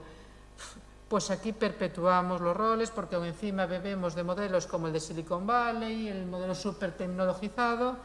Ya no es aquel modelo de varón con un Mercedes y fumándose un puro, ¿no? Es decir, la universidad ya no quiere ese modelo, las incubadoras de empresas ya no quieren para ellas ese modelo. Cuando se hacen sesiones de plan de empresa, aparte en inglés, business plan, startup, ¿no? O sea, todo muy anglosajón, pero claro, el modelo son chicos, se siguen masculinizando. Sí que usan mochila, Converse, sí que emprenden en garajes, ¿no? Ese modelo de los garajes, imagínense que hemos comprado, también comprado, ¿no? Ese modelo tecnológico, que incluso cuando nos contaron la historia de Silicon Valley, de los garajes, de Apple, de Facebook, de Netflix, que nos dijeron que todo ocurrió en garajes, ¿no? Donde todas las herramientas son muy masculinas, porque no ocurre en la cocina.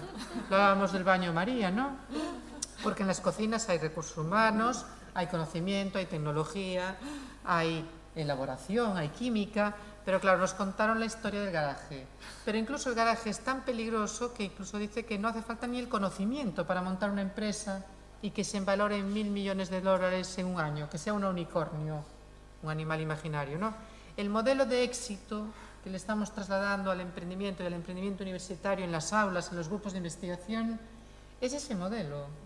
Entonces, claro, es ese modelo del garaje, pero es tan pernicioso que incluso llega a decir que no hace falta formación universitaria, que tú puedes ser una persona tan emprendedora, ese modelo da mi emprendedor, tecnólogo de mochila y Converse, que con esa idea brillante y con equipo, eso sí, tecnología, tecnología, tecnología, el valor económico llevado al extremo ya máximo. Entonces, que te puedes forrar. Y claro, la historia hay que contarla también con historias de fracasos, que por qué no, y bueno, qué ocurre en Silicon Valley, que ya empiezan a surgir otros modelos.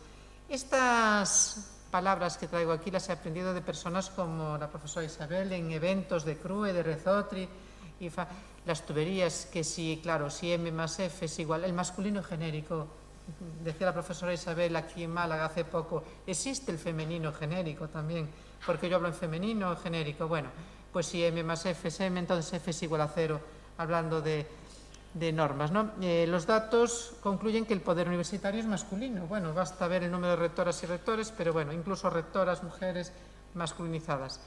¿Por qué hay que pensar el género en la transferencia? Esto es importante, lo acaban de nombrar bien mis compañeras de mesa. Es importante la formación en género. Ahí la NECA se ha hablado, que esos comités tengan formación en género, que las personas que trabajamos en transferencia tenemos que tener formación en género, porque estamos incrementando los sesgos, por eso ocurre el sexenio. Es decir, es que hay que ir antes, hay que ir a las OTRIs, a las OTCs, porque hay que cambiar esa cultura, ese modelo, la cultura epistémica. Hay una ausencia de igualdad y de perspectiva en la transferencia, y ya como mucho, bueno, cuando decimos desagregar, ya dice, bueno, pues vamos a hombres y mujeres, desagregar por sexo. Yo estoy en el grupo de trabajo de indicadores de género de la Rezotri, y aún no están desagregados los datos por sexo. Es decir, aún no se saben cuántos hombres y mujeres patentan. Parece increíble, ¿no? Para poder hacer un análisis. Y nos creemos que incluso desagregar por sexo ya es trabajar con perspectiva de género, ¿no? Digamos, bueno, pero digo, por lo menos contar cuántas somos, ¿no? Y dónde estamos, los años 70. Y en este estudio de indicadores de género que hacemos en la I+D+I, es alarmante cuando sacamos los datos y lo que cuesta decir cuántas mujeres, cuántos hombres, y con nombre y apellidos y los dos apellidos de las mujeres. Y está resultando dificilísimo, que llevamos 3 años para conseguir que 15 universidades hayan volcado los datos en un aparato de inteligencia artificial que no deja de ser sexo, al fin y al cabo. Después habrá que profundizar un poquito más. Para no pasar muy rápido lo de Silicon Valley, el modelo que le estamos acercando, y pasa con el modelo del sexenio de transferencia, es economicista, ¿no? El valor económico, pues nosotras cuando hablamos de creación de empresas, seguimos perpetuando esto. Ese ser el de $1.000 millones en un año, la empresa unicornio. Eso es lo que le estamos contando a nuestras alumnas y alumnos. Imagínense cuando os lo contamos a los de humanidades y ciencias sociales. Si esto ya está alejado para los de experimentales que dicen, aunque tenga una patente, eso ya para mí ya ni es, que eso es dificilísimo, imagínense a las áreas profundamente feminizadas. Dicen esto, porque el dinero es el centro y esta es la economía del desastre. Porque claro, se ha olvidado de las personas. ¿Y qué está ocurriendo también dentro de Silicon Valley? También hay esto de los slow startup, por eso lo pongo en inglés, también ya está empezando a haber otro movimiento que también tenemos que llevar a la transferencia, a las personas en el centro, la economía del buen vivir. Y es aquí ya para finalizar, porque yo creo que vamos a regular de tiempo y dejemos algo para el debate, cuando un grupo de mujeres dentro también de las oficinas de transferencia del conocimiento y en la universidad nos denominamos economistas feministas. Y aquí esto puede ayudar al sexenio de transferencia, al cambio de modelo, a lo que realmente está ocurriendo y sobre todo a nuestras incubadoras de empresas. Porque claro, yo estudié económicas hace 30 años o ya no sé cuántos, muchos, y claro, ¿qué nos enseñaban? Nos enseñaban a Adam Smith, por supuesto, ¿no? El valor de la riqueza de las naciones, bueno, y sobre todo que entraban materias primas, ahí entraba también, las personas éramos también el capital, ¿no? Es decir, que éramos parte de las materias primas y salían los productos o los servicios. Y este es el modelo de economía que son los titulares, sobre todo de los periódicos naranjas, ¿no? Y que ocurre en la transferencia. Y que en ese valor económico de la transferencia es lo que se produce aquí arriba. Es decir, esa forma de acreditarse, ¿no? Tan competitiva y que tienes que, cuánto vale mi investigación, cuántos recursos capto, cuánto vale mi empresa, cuánto capitalizo, cuánto, está en la parte de arriba. Pero claro, es que es el famoso iceberg del que se hablaba aquí anteriormente. Para que todo esto de arriba ocurra, para que estemos en esa superinvestigación, tiene que ocurrir también todo lo de abajo. Y la economía, hablando como economista, claro, contabiliza esta parte de arriba. Pero incluso cuando nos contaban lo de Adam Smith, hacían el chiste en el aula y decían, cuando Adam Smith se casa con su asistenta, deja de contabilizar en el Producto Interior Bruto. Claro, y claro, nadie hacía esa reflexión, decían, pues esta es una frase que se dice y que se decía. Es decir, esto no contabiliza. Claro, no contabiliza en esa transferencia, no contabiliza en la economía. Pero claro, para sostenerlo de arriba, pues para que estemos aquí, seguro que en nuestras casas hay una persona cuidando. Yo dejo a mi hijo en este momento con amigdalitis y claro, alguien le está dando la maquinita de cuidar, probablemente una mujer, ¿no? Bueno, este ya se cuida, que es un mozo, pero él y puede cuidarse. Entonces, claro, para que todo esto ocurra, nuestro alimento, y lo mismo ocurre con la ciencia, incluso con la más experimental. ¿Quiénes limpian los laboratorios? Esos que patentan ellos. Quienes limpian, ordenan las probetas, quienes cuidan los office donde tomamos los cafés. Bueno, pues eso también está y hay que contabilizarlo en la ciencia y en la economía. Es lo privado, lo reproductivo, lo invisible. Pero claro, contabiliza, claro que contabiliza. Y aparte que el mundo está quebrando, ¿eh? Hay que decirlo claramente. Entonces, es este el planteamiento de economía feminista el que traemos aquí y el que decimos que se puede también llevar al modelo de transferencia y de creación, sobre todo de empresas basadas en el conocimiento. Hay que conocer esa estructura androcéntrica que identifica la economía y en el mercado, porque claro, si le estamos contando la transferencia y la creación de empresas basadas en el conocimiento y al spin-off que el modelo es el unicornio, llevado al extremo, claro, es imposible que otros modelos sean posibles. Pero incluso piensen que cuando creamos un spin-off y participa la universidad en el spin-off, no se puede crear una cooperativa. El modelo tiene que ser DSL o SA, Sociedad Limitada o Sociedad Anónima, porque la universidad no puede participar como socia cooperativista. Entonces dicen, bueno, pues tipo de empresas más vinculadas a lo social, a lo femenino, no a lo cooperativo. No, dice la universidad, no, nosotras queremos, pero no podemos. Entonces, no se puede. Porque la universidad no puede participar en el accionariado de este tipo de empresas. Tiene que ser una sociedad limitada. Ya nadie se plantea que a lo mejor hay que cambiar el modelo de la creación de las spin-off. Porque con lo que ha costado sacar el reglamento, y esto es de hace poco, imagínense ustedes si ahora le metemos esto, porque y aún no se denomina spin-off en todas las universidades igual.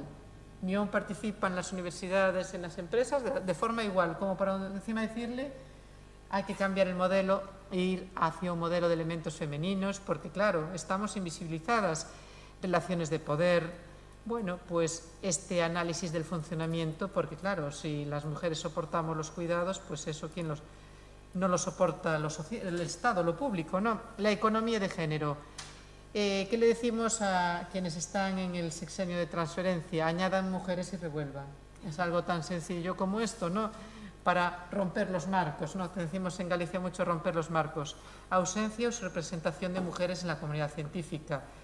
Porque claro, nadie se ha cuestionado esa forma de creación del conocimiento.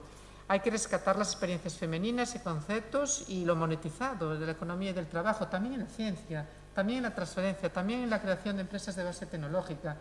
Porque cuando tenemos esa primera reunión del grupo de investigación profundamente feminizado que quiere crear una empresa, ya es una excepción. Empresas basadas en conocimiento, un grupo de ciencias sociales, todo mujeres. Y cuando se sientan a la hora de crear una empresa, esa empresa cuando se va haciendo empresa de verdad, no, cuando se va haciendo un spin-off se va masculinizando, porque hay que incorporarle un CEO, un interim manager, hay que ir a foros de inversión. Lo vimos con la Feria del Móvil hace poco, ahí, claro, cómo se las juegan ellos y ellas.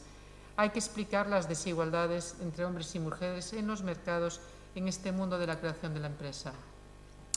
Una crítica integral al funcionamiento del sistema económico sostenido por estos sistemas de opresión y desigualdad. Hay que cambiar el paradigma económico. Claro, sigue siendo todo ese modelo patriarcal, todo el modelo de la pirámide, del iceberg, donde solo se ve lo de arriba, y en la ciencia y en la transferencia solo se ve lo de arriba. Y lo de abajo es mucho en las universidades, como es en el mundo, claro, lo de abajo es mucho. esa interacción de autonomías económica, física y política. Y esa palabra de emprendedurismo, pues es una palabra agria, ¿no? Es una palabra agria. También en la universidad, bueno, pues decían al principio, fuera las empresas de la universidad, había un movimiento cuando empezamos con esto de la creación de empresas en la universidad.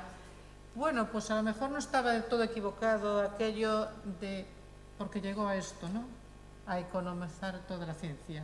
Entonces, claro, la forma de que te acredites, bueno, hay movimientos como el de Dora, que ya habla de otro tipo de acreditación, que ya no solo por esos índices que puntúan, contabilizan, bueno, pues a lo mejor hay que ir al aspecto más descriptivo y cualitativo.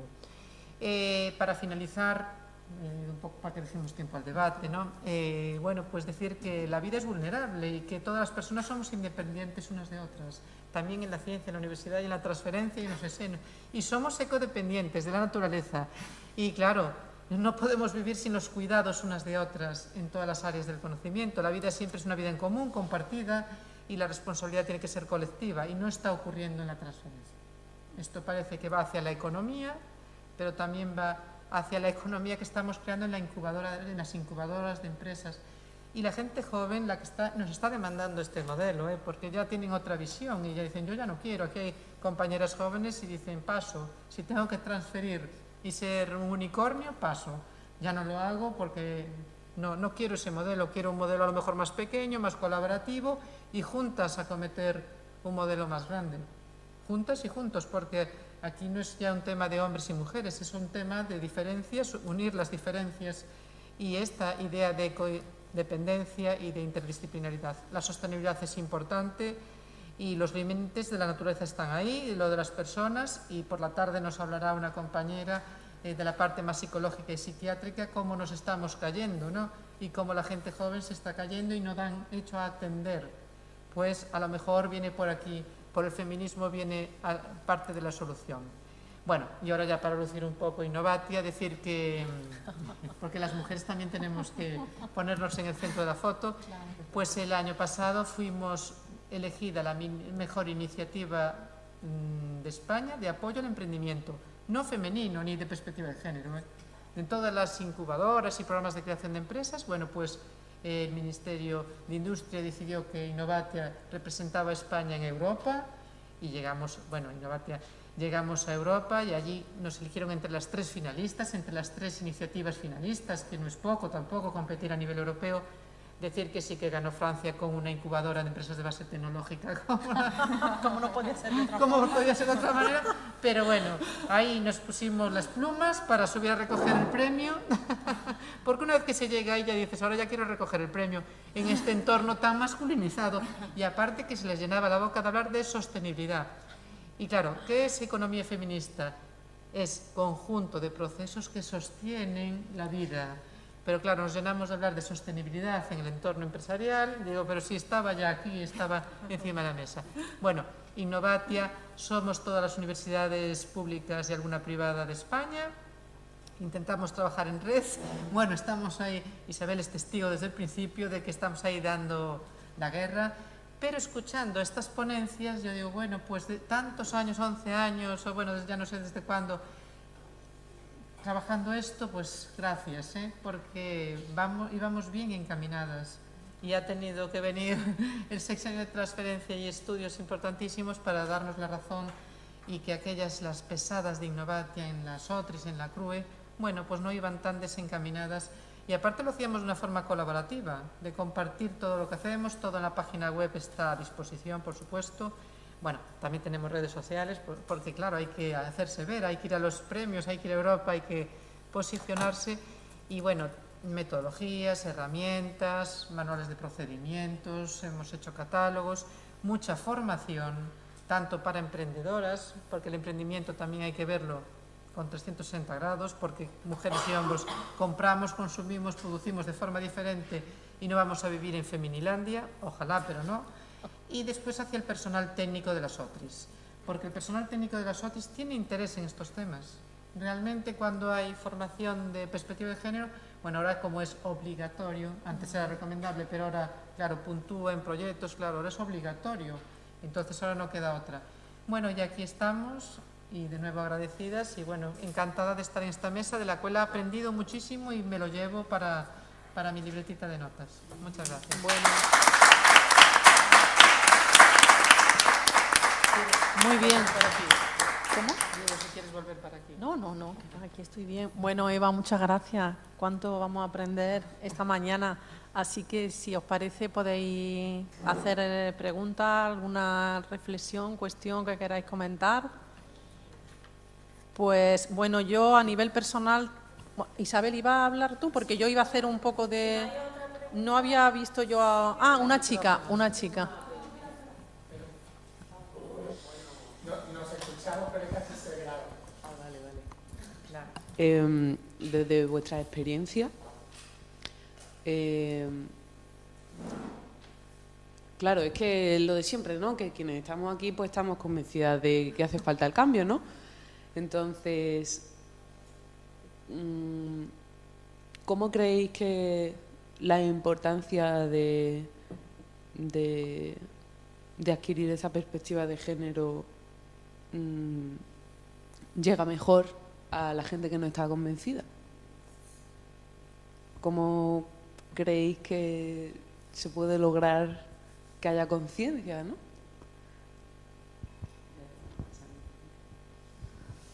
Bueno, ¿quién quiere responder? Supongo que la respuesta es que no hay una única forma, es lo que se me ocurre a bote pronto. Pero, por ejemplo, nosotras que en ANECA cuando hicimos Lo sabe María y lo pensamos mucho, los talleres en formación, ¿no? En evaluación con perspectiva de género, que queremos, como en ese momento quería ANECA que fuera obligatoria, siempre pensábamos, ojo, porque puede, como comentaba María en su intervención, que muchas veces la imposición puede causar una reacción incluso peor, ¿no? Puede crear tanta resistencia que sea perjudicial. Así que es un complicado equilibrio entre hacer que tiene que ser obligatorio y hacerlo atractivo. Entonces, la única manera de hacerlo atractivo es con alicientes, con acicates, con incentivos, que es lo que está pasando, por ejemplo, con los proyectos europeos. Ahora, con los proyectos de investigación en la AEI, se tiene que incluir una perspectiva de género y ya no vale, como pasaba hace unos años, su proyecto tiene perspectiva de género, sí, porque tiene 5 mujeres. Antes valía con eso, ¿verdad? Y ahora no, ahora hay un descriptor donde se tiene que explicar cómo...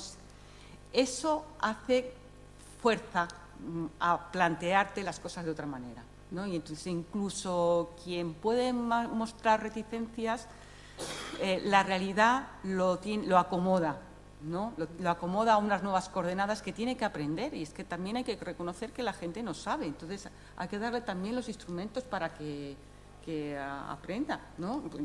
Yo la primera con los cursos de formación, o sea, es que uno nunca tiene que estar siempre consciente de que puede, ¿no? Que puede tener esas debilidades, ¿no? En formación incluso, y hay que dar instrumentos para completarlo, ¿no? Entonces es un complicado, como decía, equilibrio que se puede alcanzar, sobre todo haciendo una atmósfera agradable, no una atmósfera que sea receptiva. Muy bien. ¿Queríais comentar algo vosotras? Más o menos incidir en lo mismo. Sí que es importante primero la obligación, porque claro, a veces por voluntarismo pues ya no, la gente no va, pero una vez que es obligatorio, yo estoy de acuerdo con lo de hacerlo también atractivo porque lo es. Además, no digo atractivo, pero mejora la vida, mejora la ciencia, mejora la transferencia. Entonces, una vez que ya tienes el público y que ahora ya casi por obligación hay que asistir a los cursos de formación de perspectiva de género, ahí yo sí que veo que la gente sí que empieza a decir, pues esto es interesante. Quien va a decir no, pues ya ni siquiera irá, pero sí que, porque lo es, porque realmente esa mirada de 360 grados pues es beneficiosa, y beneficiosa para la ciencia y para la transferencia. Entonces, yo no veo difícil trasladar eso, todo lo contrario. Veo que es una pena que haya gente que no tenga formación en perspectiva de género, sobre todo trabajando en ciencia. Pero bueno, pues antes veía ya algunas guías didácticas, veía una compañera de física, Encina, que pues ha hecho unos manuales para la Facultad de Física con perspectiva de género y ha sido muy bien recibidos en las facultades de física. ¿Por qué no? Claro, es que vamos todos siempre lo mismo, ¿no? Qué interesante. Bueno, no, estoy totalmente de acuerdo con lo que habéis dicho. Creo que hay que tener un poco de perspectiva histórica también, ¿no? Porque decir, si lo vemos todo en el corto plazo, a veces es fácil desanimarse o a veces es fácil pues ver más los problemas que otras cosas. Si es que no hace falta irnos tan allá, o sea, es que no hace falta remontarnos a cuando las mujeres no éramos humanas o no teníamos alma, no teníamos cerveza, no sé, ¿no? O sea, que decir, hace muy poco que hemos ganado derechos plenos de ciudadanía. Yo he estado trabajando en Marruecos, en una universidad en donde la igualdad efectiva entre hombres y mujeres legal se había puesto por primera vez en rango constitucional en el 2006, pero todavía quedaban todas las leyes que no estaban de acuerdo con eso y había que ir una por una en cada ley. Entonces, claro, yo creo que estamos trabajando en parte ahora en un contexto muy privilegiado en el sentido de que tenemos unas condiciones que yo creo que son muy buenas. Estoy totalmente de acuerdo en que cuando se hacen cosas para que funcionen, no para enfrentarse, no para marcar la distancia, sino al revés, para involucrar, es cuando puedes ganar también muchos aliados, ¿no? Lo que pasa es que tampoco creo que se pueda ser del todo naif en alguna cosa, ¿no? O sea, yo creo que hay cosas muy profundas, ¿no? Que es decir, tenemos la violencia sexual, que es una cosa muy profunda. Tenemos la violencia que no es sexual, pero es de todo. O sea, que realmente una cosa que también dijo Miki Berlo en una de estas charlas es el mal también existe. Es decir, no podemos pensar que por mucho que nuestras posturas sean beneficiosas para una grandísima parte de la sociedad, vaya a estar todo el mundo de acuerdo. Porque es que hay gente que, o porque ya tiene mucho poder, o porque quiere mantener el poder limitado que tiene, la vas a tener en contra. Y entonces hay que saber elegir aliados y potenciales, y los que lo mejor que puedes esperar es que tengan la menos fuerza posible. Ya está. Pues muchas gracias. Muy bien. Bueno, ¿alguien quiere hacer otra pregunta? ¿Alguna cuestión? Pues bueno, yo quería decir sinceramente que muchas gracias por... Sí. Sí. No, es que al hilo de las ponencias, que un poco yo de verdad que con esta mesa, creo que esta mesa, antes os decía, se va a utilizar como un material audiovisual, pero es que yo creo que ese material audiovisual hay que utilizarlo y mucho. Sí. Bueno, antes os he preguntado, ¿no? Por si es... Bueno, comunicaros que se iba a grabar y si alguien no quería que se grabara. Y me habéis dicho todas muy generosamente que sí, que adelante. Yo creo que esta mesa tiene que ser un material muy usado. Tiene que ser un material muy usado porque se han puesto sobre la mesa las claves de esa parte que no se ve, de la parte del iceberg que no se ve. Las estrategias tienen que estar en nuestras cabezas, no puede ser de otra manera, porque aparte del símil, ¿no? de ese efecto Penélope de tejer, es que el asunto está en que también tejen, aparte de que por la noche destejan, parte de lo tejido, ¿no? También tejen, tienen un tejido paralelo y a veces incluso entremezclado, ¿no? Utilizan hilos para tejer, diferentes para tejer ese tejido. Eso quiere decir que tenemos que estar alertas con las resignificaciones. Y hoy aquí se ha hablado mucho de lo que significa la transferencia, de la necesidad de un cambio conceptual, ¿no? Y tenemos que, entre nuestras estrategias, tener muy presente, tener muy en la cabeza que hay una reacción productiva, es decir, una reacción que produce, una reacción que está resignificando. Está resignificando lo que es la igualdad, está resignificando lo que es el género, está resignificando montones de conceptos que han servido de herramientas para hacer una crítica desde el feminismo, ¿no? Y eso yo creo que lo tenemos que tener muy presente, muy presente. Después también tenemos que tener muy presente que esas bases, yo provengo de, soy profesora de Historia de la Ciencia y bueno, y veo cómo una oportunidad que fue un área de conocimiento se está perdiendo precisamente porque desde la reacción se ve como algo peligroso. Desde que Kuhn puso sobre la mesa, bueno, Kuhn lo copió, la verdad, lo copió de un filósofo de la ciencia de los años 30, del siglo XX. Y se perdió y Kuhn en los años 60, como aquello que era americano, lo retomó con éxito, ¿no? Pero un éxito relativo, porque desde los años 60 realmente los esfuerzos desde la historia de la ciencia han sido muchos, pero no ha dado los resultados que debería de haber dado. En la mayoría de las facultades de ciencia de nuestro entorno, habiendo un área de historia de la ciencia, un área de conocimiento, no hay una asignatura que sea historia de la ciencia en las facultades de ciencia. Eso es resistencia. Eso es resistencia. Entonces, tenemos que tener muy en cuenta todo eso, porque si no, nuestras estrategias no van a tener todo el éxito que debieran, aún sabiendo que estamos en un momento dulce en ese sentido, en un momento donde este tipo de reuniones, ¿no?, de co-creación, porque es esto, son posibles y hace muy poco que no lo eran.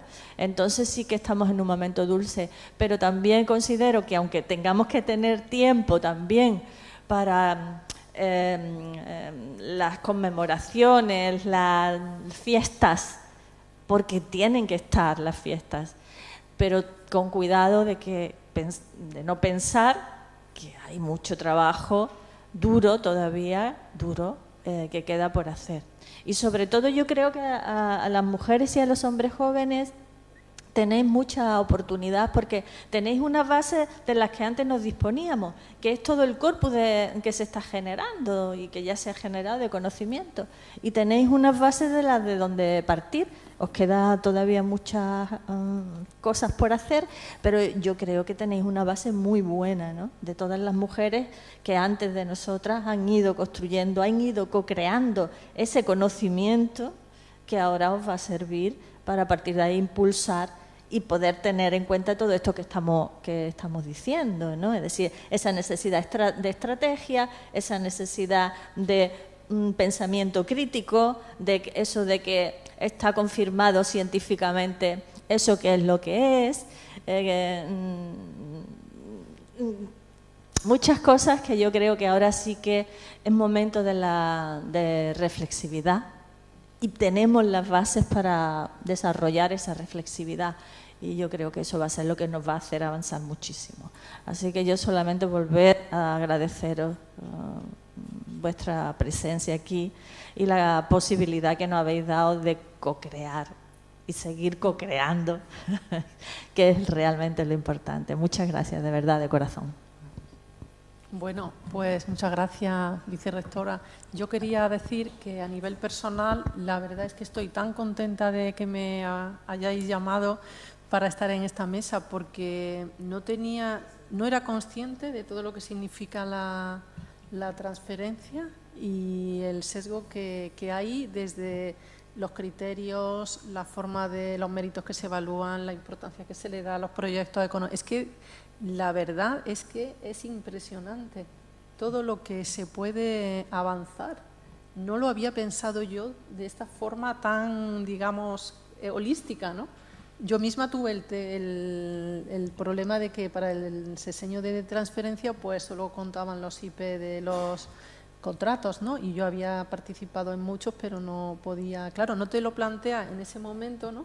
Desde este punto de vista, y es que ha sido, bueno, empezar a hablar tú sobre este tema y empezar a, bueno, y me veía reflejada y a bullirme un montón de ideas y un montón de sesgos que también tengo, porque realmente es que está tan arraigada esta forma de pensar economicista, de ver solo la ciencia como las grandes startups y todo esto que ahora se lleva mucho de la tecnología, los éxitos que se miden por dinero. Es que realmente está tan arraigado todo este enjambre en nuestra forma de ser, de vivir, que incluso yo misma no era consciente, y eso que en principio soy totalmente receptiva al tema, ¿no?